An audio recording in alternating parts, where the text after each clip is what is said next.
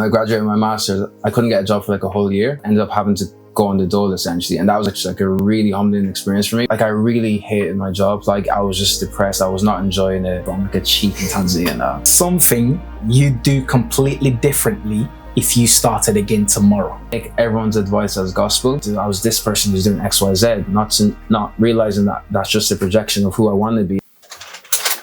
Yes. What's up, how are you? I'm good. How are you? Good to see you. I'm excited. You too. Come on in. Family good?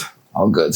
Good stuff. Well, welcome to AMSOS podcast, and we're jumping straight into it, Mike. So let's go. You have no idea what questions I'm about to ask you. No. I have no idea what questions I'm about to ask you. Oh dear. But the first thing we need to do is decide which topic that you want to talk from. So I guess between acquisition and ambition, what category would you like to answer? Let's start with ambition. Why not? Okay. Money and mistakes. Mistakes. Okay. Service versus survival. What category? I think we'll go service with that one. Opinions versus operations. Opinions. And last but not least, sacrifice versus strategy. That's interesting. We'll go sacrifice. Cool. There we go. So while I get the cards ready, why don't you give us a bit of color? Like, who is Mike? What's the agency about? Give us a bit of context and tell us about yourself. Cool. So long story short, my name is Mike. I run a ad creative agency. And what we do is essentially we help 7- and 8-figure D2C e-commerce brands scale by installing a creative system into their business. So right now, a lot of e-commerce brands, when it comes to creating ads, when it comes to launching ads, it's very random. It's not predictable, and essentially they're like shooting in the dark. So what our system basically does is install a predictable way of creating winning ads on a consistent basis. So it takes scaling the ad account from being more of a gamble and a lottery to an actual proven system. And you're probably wondering how I kind of ended up here, and it's kind of a long story, but my background is actually in physics. So I've got 2 degrees in physics, in medical physics, and I worked in radiotherapies, which is like cancer treatment, oncology, all that kind of stuff for about 6-7 years. Long story short, I wasn't really fulfilled in that path. I wasn't really enjoying it, but at that same time was when I started creating content. And whilst creating content, I started making content again for different restaurants, for personal brands, for different types of industries and niches. That's where I started making content for e-commerce. And I was in that for a while and it was going well. But then I realized, oh my God, the videos I'm giving them, they're making X amount from it. So like 6 figures, 7 figures from my little videos that I'm charging a couple of bucks on. So then I realized, okay, cool. The money's actually in the actual, I can basically take the skill I've got and position it differently and put it into a space where it generates a lot more money for people. That's kind of how I found ad creatives. And the reason I love it so much as well is because I now get to use 2 sides of my brain, so the analytical and strategy side, where I also get to use the creative side of things as well. So that's basically how like 2 to 5 Media has come about. I've been doing it for the last 2 years and basically just helping brands solve that issue, which is, scaling the ad account. That's fascinating, Mike. And I was going to ask you, because as a scientist, you've got a unique advantage that most people won't have, which is the ability to just test. It's all about experimentation. Exactly. So how have you found that side of you has been able to shine through in the world of media? I think naturally, even when it comes to, before I even got into ad creatives, when I'm making edits, it's very systematic. So for example, how I'd approach a video and how other maybe creators approach a video would be very different. For me, it's like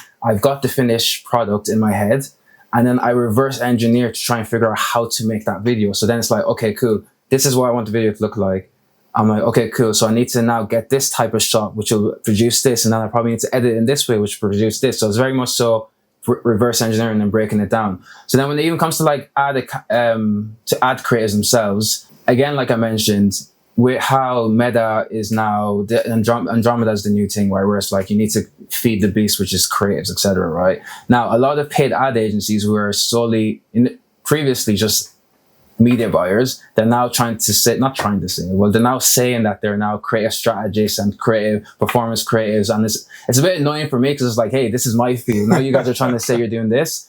And I think the difference is as well is that a lot of them are talking about like we're data backed, we're this and that. And in terms of like proof of that, a lot of them don't really have that. Whereas like my basis is physics. Like it's all data. Do you get what I'm trying to say? And it's all systems and mechanics and just how things actually work. So even like when we look at a creative, it's not a case of like, okay, this creative one, let's make another creative the exact same. But it's like, why does it actually work? And really breaking it down and looking at that, all the different variables. But when it comes to even variables at that, it's like, how do we test the different variables and keeping certain controls, and then we test this, test that. And so it's literally the culmination of like my brain. It's like the perfect thing for me to do. So I really do enjoy it. Bro, I've known you for a couple of years now, and I've seen some of the ads that you've been cooking, and you can definitely tell there's a bit of mad scientist going on with what you're doing. But I guess that leads us nicely into the first category, right? Yeah, because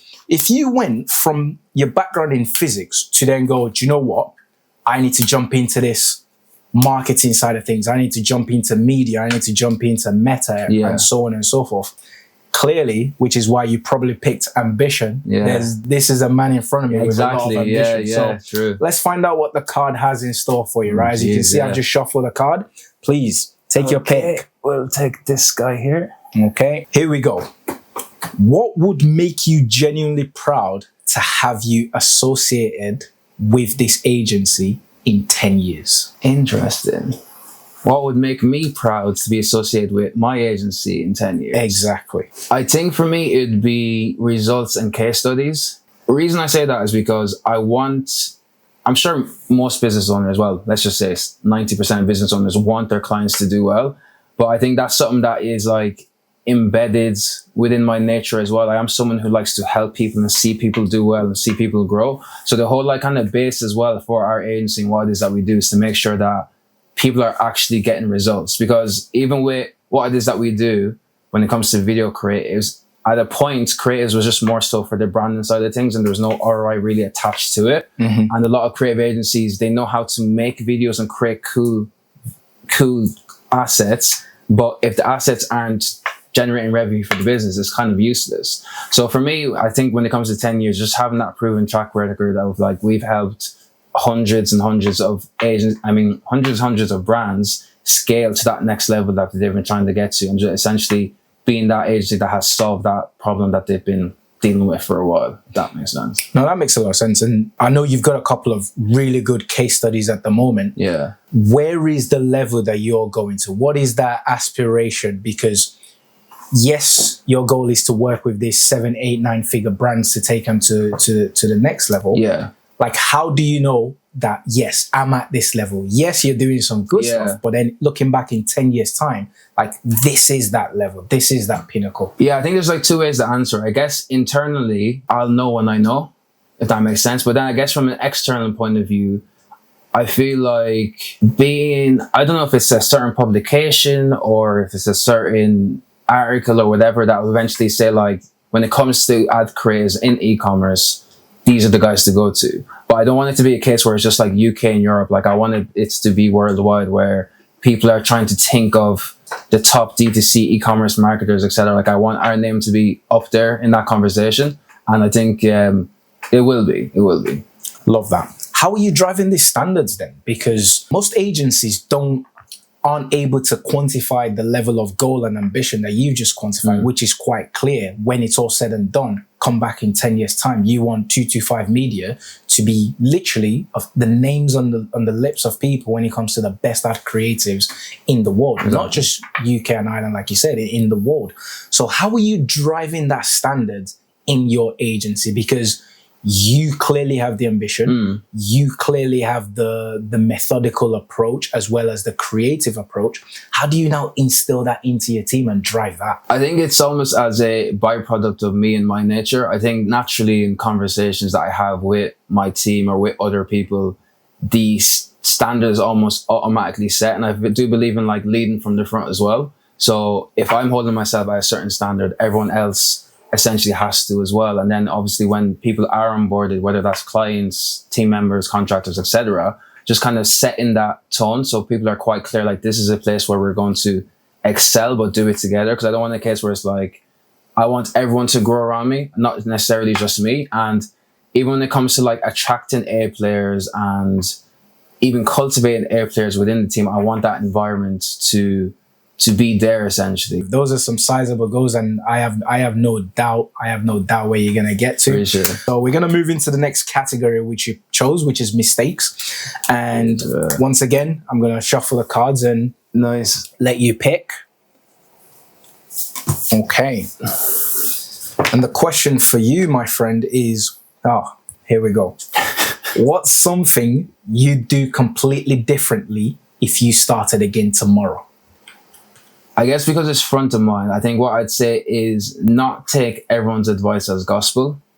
So I think when you start in any venture, there's obviously people who've been in it for 10, 15, etc. years plus more than you. And I guess just assuming that everyone knows better than you because of they've been there longer. So I think some mistakes I kind of make, especially maybe even with mentors, is that everything they say, I'm like, yes, amen, I'm going to do it. But I think there's a lot of context that's missing when it comes to maybe the advice they're giving you. So I was even speaking to someone recently, and he basically told me it basically just changed the way I looked at mentors. Because I think mentors are very important because it's almost a hack to fast track your progress, because this is someone who's already done it and they can look at your business and be like, yeah, fix that. That's a 5-minute conversation. Whereas it may have taken you like a week to figure that out, or maybe longer to figure it out yourself.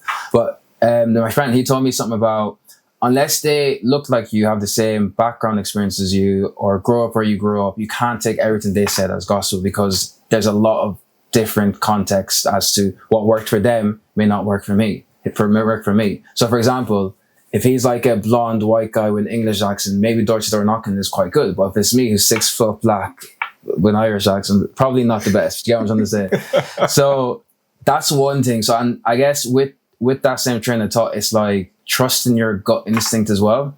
Because someone may be telling you to do something, and because they're in a position of, let's just say, authority, or they know what they're saying, if you instinctively know it's probably not the best thing for you, or maybe not the best thing for you at that time, to trust your gut. Because at the end of the day, it's your responsibility for your business to grow, not your mentors. So I would think just backing yourself that more often. And I think as well, even with the whole mentor thing and education, I think sometimes the best person that knows what to do is really yourself as well. Maybe if it doesn't come, maybe when it's not like an operational type thing or systems, whatever, but if it's mainly like your value and where you're trying to bring it, only you can answer that. So sometimes I think 90% of the time, just trusting yourself and backing yourself. So at least as well, if it doesn't work, you can take full accountability. Like, okay, cool, it didn't work. If that makes sense. I love that. Yeah. I was having a conversation with someone recently. No, I wasn't. I posted on LinkedIn recently about this, where I said one of the worst advice I'd ever taken in business, in running an agency, is to build a leadership team. Now, on the surface, that sounds like phenomenal advice. Yeah. But that advice lacked so much context. It was like, build a leadership team. So guess what I did? I went and hired leadership team. I was paying stupid amount of money in terms of wages for, let's bring in this head of this department, this head of that department, and that head of that department. But like you said, you can't take everyone's advice as gospel. And it's only until you look back in hindsight, after you've made the mistake, you go, well, how do I actually know what a good leader is? You only really kind of know after you've hired some pretty terrible ones. Yeah. If you don't get lucky along the way, or you have the right resources where you can go poach somebody along the way. Or how long did it take for you to figure out that this wasn't working? Oh my God. After I burnt a lot of money, after about 9 months, I realized like this wasn't going to work. But tell me about yourself. How did you get to this position where you're able to go, do you know what? I'm wise enough now to know part of your advice, which part of it to discount, which part of it to, I guess, let go by the wayside and let me focus on this. How do you decide on that? Yeah, really good question. I think it's something I'm still trying to figure out now. Because I think the reason I even fell into that trap of just taking everything they say as gospel is because I didn't want to be... I agreed for the sake of being... not agreeable, but coachable. That's the word. Thank you. I wanted to make sure I'm being coachable, because I'm like, okay, cool. There's obviously a block or a plateau here. This person knows what to do. I've tried all of this. It hasn't worked. So surely if they're telling me to do something, I should take that advice, not lean on my own, because that obviously hasn't worked based on previous experience.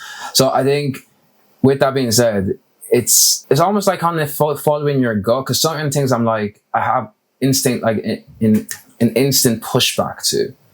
And I think it's understanding why that pushback is there. Is it because you have limiting beliefs and you feel like it won't work? Or is it because structurally or systematically you believe it won't work? So I think it's understanding why you don't agree with what the advice is, if that makes sense. How do you then decide whether it's limiting belief or whether it's, do you know what, this is just rubbish and it won't work? I think you almost know if it's a limiting belief, because if you haven't tried it and there's no like past data to be like, this doesn't work, then you're probably just shooting yourself in the foot saying it doesn't work.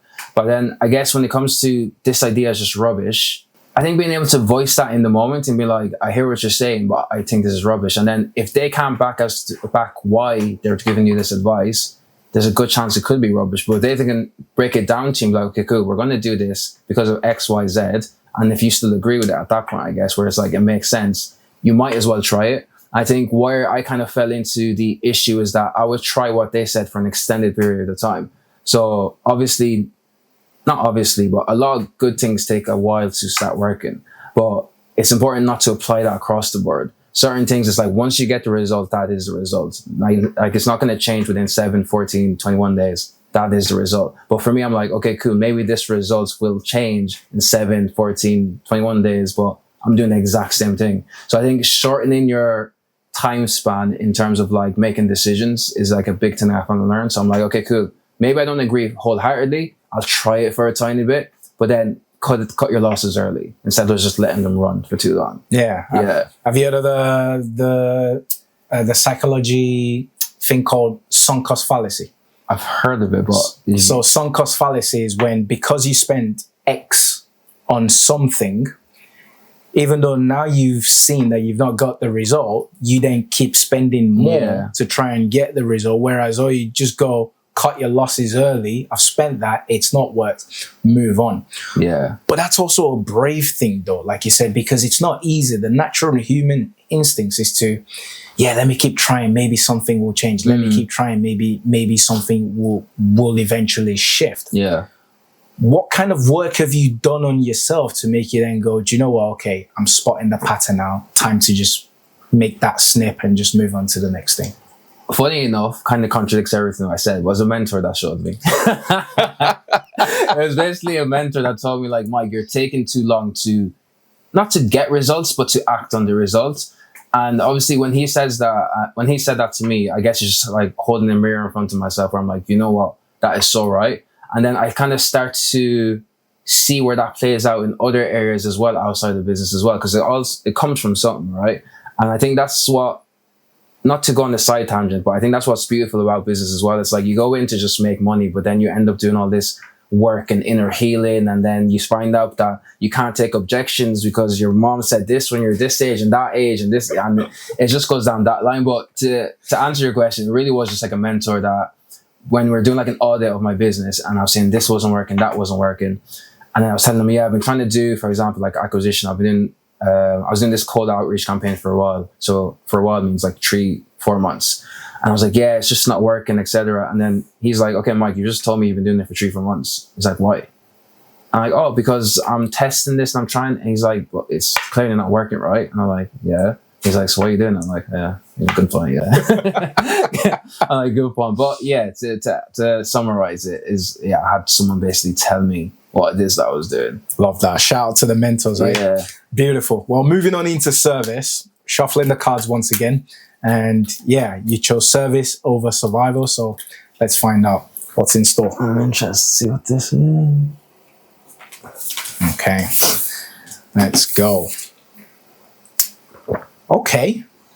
What's the project where everything just clicked? The project, or the moment for me where it clicked, was I was working with a client that, like I said, I was just doing video edits, charging, like, let's just say 40, 50 quid an edit, just, those amounts. And essentially then I started working with this e-commerce brand, still charging the same amount. But then when I got access to the Slack, all the media buyer guys were in there and they paid the agency team, etc. So I'm obviously seeing a Slack channel called Meta.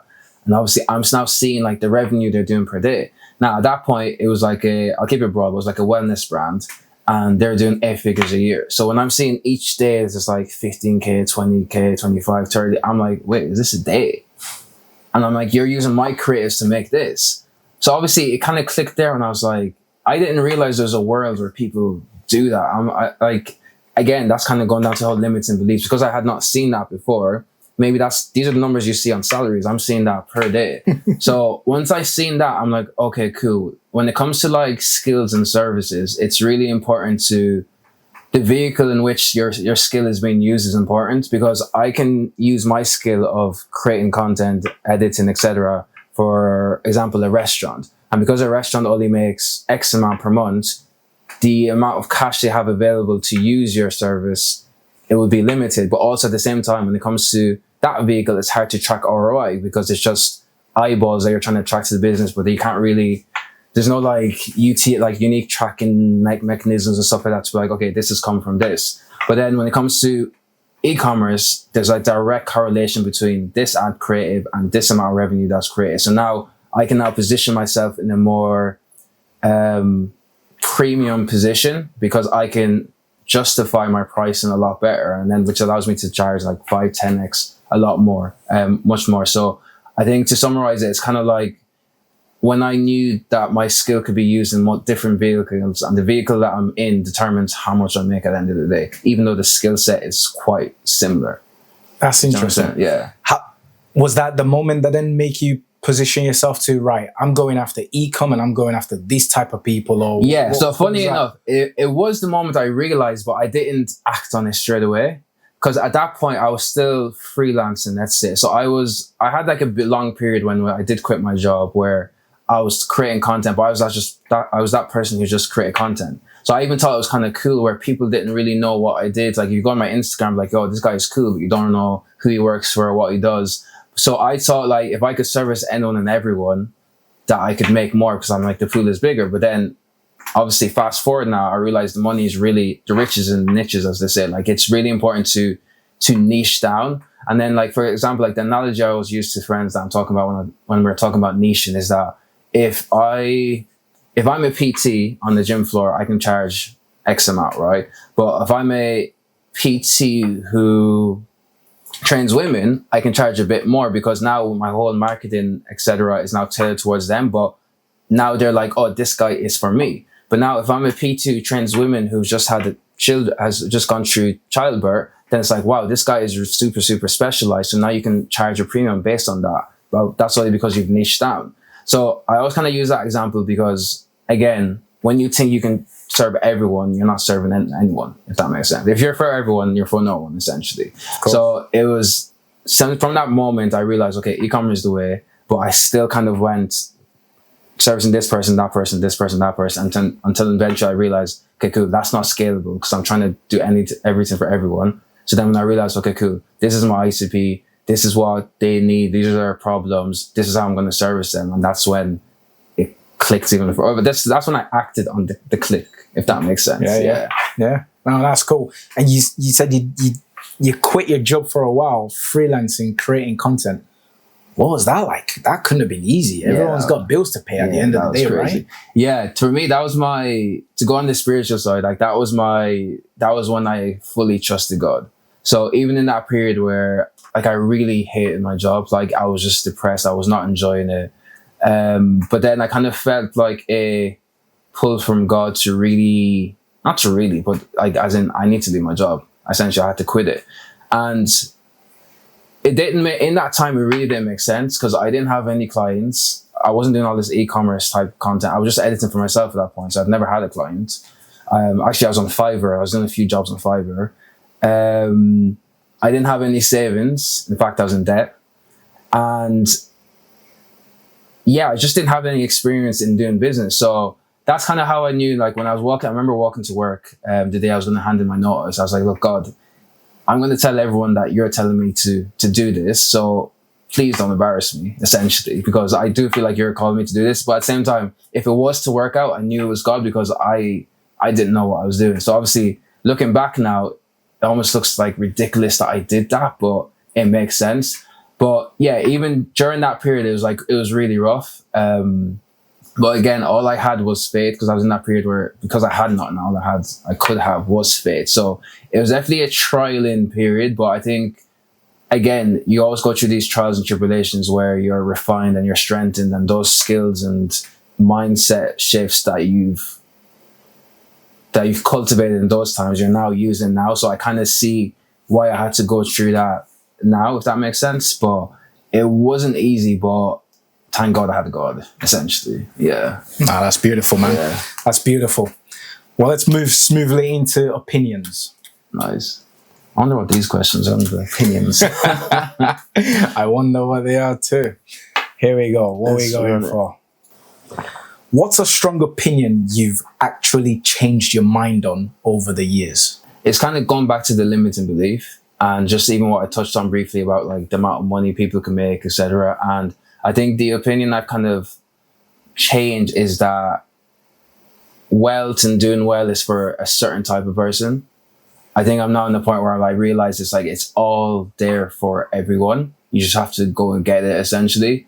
And I think that was definitely limited because I guess growing up, I didn't see people who looked like me, talk like me, act like me, doing well, or like, you know, it's either like the footballers, the rappers, they're the only guys who had money, nice cars, etc. But I guess, yeah, understanding that if you want something, you have to go get it. No one is going to save you, essentially. But I think, yeah, I was probably just in that mindset where I guess it's kind of like a lot of people as well. Like you go to school, you get a job, and then what else do? You pay off your mortgage and then you retire. But I think I got like a slap in the face because obviously when I it's probably not the podcast for it. But anyway, essentially when I graduated from uni, I graduated my master's, I couldn't get a job for like a whole year. And then within that year, I was obviously looking for jobs continuously, but I couldn't get one. So then to the point where I ended up having to go on the dole, essentially. And that was actually like a really humbling experience for me. But then that's when I realized like the path that they kind of show you or society shows you isn't always as smooth as it is. It's not necessarily you go to uni and you get a job and then you get a mortgage and you get the white picket fence, all that kind of stuff. It's not necessarily that. But then even when I did get the job in the UK, because I had to fly there because I couldn't get one in Ireland, the amount I was on was just super, super low compared to what I would have been on in Ireland. So then even when I'm now in this dream role, I'm still struggling paycheck to paycheck. And I'm also, on top of that, I'm not enjoying what I'm doing. So it just kind of got to a point where I'm like, this doesn't really like make sense. So I kind of forgot what your question, opinion. Yeah, so I think it kind of got to a point where, I just realized like there has to be more than just this. And the lifestyle that I do believe that God has for me and the one that I want to aspire to is attainable. So if that's the case, I just need to start working towards it and making a plan to get there, essentially. Oh, that's beautiful, man. Thank you. It's important because you say, I've not seen this. I've not seen anyone that look like me, talk like me, operate the way I operate, attain this level. And seeing is believing, as they truly say, which is why part of the reason this podcast is about is I want to speak to marketing agency owners who are doing something cool, because I don't know about you, to me there are two types of marketing agency people. When you're in a room and you meet another marketing agency person, they're typically like, oh, get away from me, competition, or oh, I want to be your best friend, let's talk, because we got a lot of battle scars to share. We got a lot of success that we can share there. And this whole podcast is all about capturing the good side of that, and then if it can inspire one or two other people, then absolutely, let it do just that. If you want something, you have to go and get it. Where did that drive come from? It's a summation of just me just being sat there, being victim-minded and being like, why always me? Why can't I get this? Why can't I get that? Until the point where I realized like, yeah, like I'm right. Like, why can't I go get that? And I mean, I don't know. It was a weird. I remember the day I kind of switched. It was, I don't know what happened for me to like realize that I was being what's the word I'm looking for? Victim-minded. But I think when I realized that was what because you know what it is? It's like we have an identity that we believe we have, and then there's also an identity that we actually project and who other people see us as. So I think when I seen that was misaligned, so I thought I was the identity I thought I had was this go-getter, always working hard, etc. But then the one that I was actually projecting was like, why aren't things working? I put in all the most, I work more than all these people, all etc. But I'm not getting the results they're getting. And so I think when I realized that was misaligned, that's when I realized, you know what, I need to actually start, my talk needs to match my actual actions.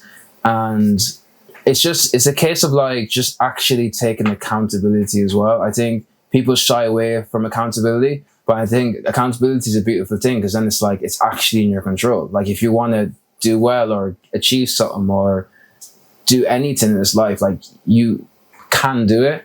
But that's what I'm trying to say. So I think when people think of accountability, they think of like blame or I'm going to get in trouble because of this or that. But then it's like the way I've kind of reframed it is that this is something that I can now control. And if I want to now do it, I have to go and do it. If I apply myself and do it, that makes sense. Oh, that's cool. That's cool. And in terms of sacrifice, which is... Oh, I picked sacrifice, is it? Nice. The topic, yeah. You picked sacrifice over strategy.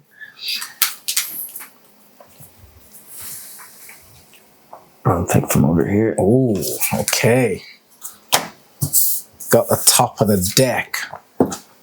What did building this teach you about what you're willing to give up and what you're not? I'm not as active in my friendships as I used to be.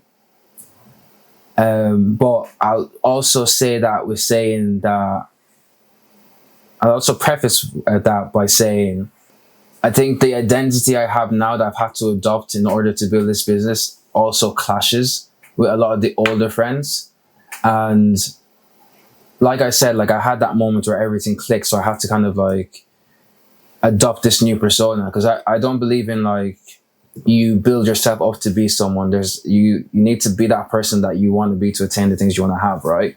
So once that switch kind of happens, you kind of realize in these conversations that you're having with like maybe your old friends or people from your old town that there's just a lot of misalignment. And I think you notice a lot of self-deprecating talk or limiting belief style sentences and stuff a lot quicker as well because you're just not on that, I don't like using the word frequency, but you're not on that frequency. Do you get what I'm trying to say? So I think I've sacrificed a lot of like, just idle time chatting to the boys on FaceTime about absolute rubbish.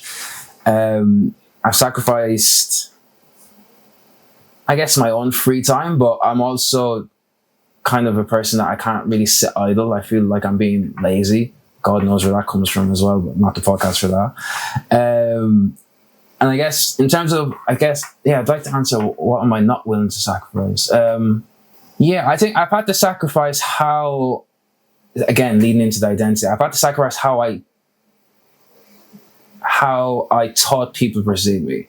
I thought I was being perceived as like this mega go-getter, on-point type person, and I probably was, maybe because I'm portraying that. But in terms of like, if you peel back the layers, I'm projecting that as opposed to being that. So I think when I realized that as well, that kind of took a big hit in my ego because I'm like, wow, I thought that I was this person who's doing X, Y, Z, not realizing that that's just a projection of who I want to be and I'm just putting that out there. So that was a big hit on my ego. So then I had to kind of like work through that as well and to get to a point where I'm not solely just projecting it, but I'm actually like being that person. So that was, I guess, I had to sacrifice the whole identity, I guess, as well. But I hope that answers the question. You need to be the person you want for what you want to happen is some of the thing that I took away from that. What kind of things are you doing now to help you be the person that you want to be? So the compound effect is real, right?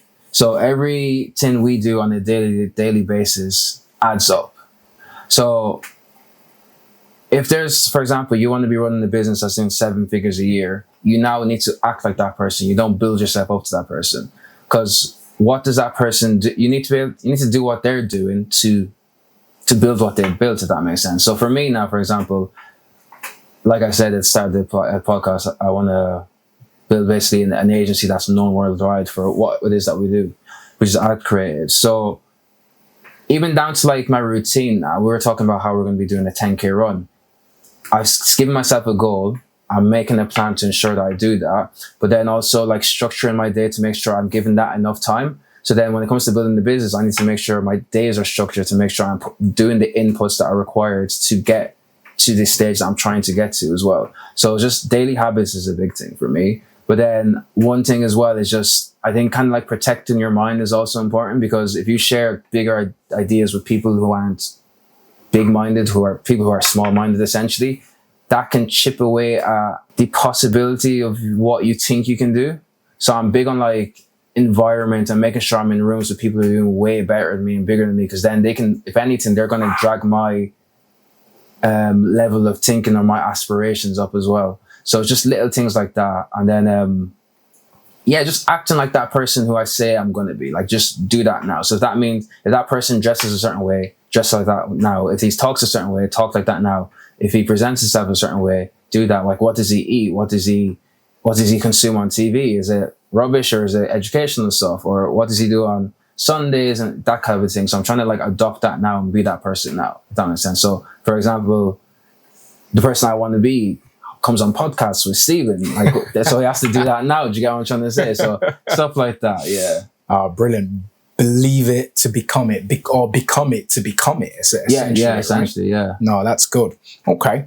Well, we've got a challenge on the show, the AMSOS challenge, where the previous guest picks a challenge for the next guest without knowing what's been said. So I guess the question is, do you want to accept the challenge? Yeah, let's do it. Why not? Okay. The challenge chosen for you is the brag. In 20 seconds, tell us the proudest moment of your agency career so far. Yeah, I guess my proudest moment isn't even like monetary. I think for me, it's being able to create an ecosystem that like employees and staff can like benefit from. So I think my proudest moment is actually my first hire, which is not even like a proper hire, it's like my VA. So even like being able to, provide an income for her and her family, and just like being able to facilitate her grow and what it is that she's trying to do and stuff like that. So I get a lot of joy out of that, being able to like help people and not necessarily provide, because they're helping me as well, but just being that, creating an incubator for them to like grow and succeed and facilitate that. That was like one of my proudest moments. Yeah. Okay. The closing tradition on the show. There's a dice, 6-sided dice in front of you. Okay. To wrap up, the final question, you roll a dice, and whatever number you land on determines which one of these cards I read out to you as the final question. Okay, cool. 3, okay. What's one thing not many people know about you? I feel like I'm the diary of a CEO now. Last year randomly I went on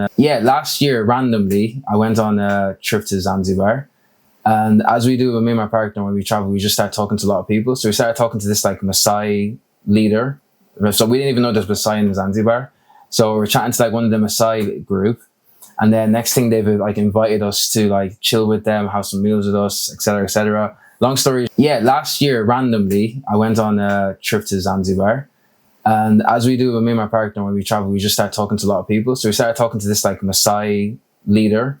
So we didn't even know there's Maasai in Zanzibar. So we're chatting to like one of the Maasai group, and then next thing they've like invited us to like chill with them, have some meals with us, etc., etc. Long story stick, and then they'd have to like walk around. So I'm now like I'm not Christen's chief, I'm like a chief in Tanzania now. I'm not even from Tanzania, so that's why it makes it hilarious. Hail the chief,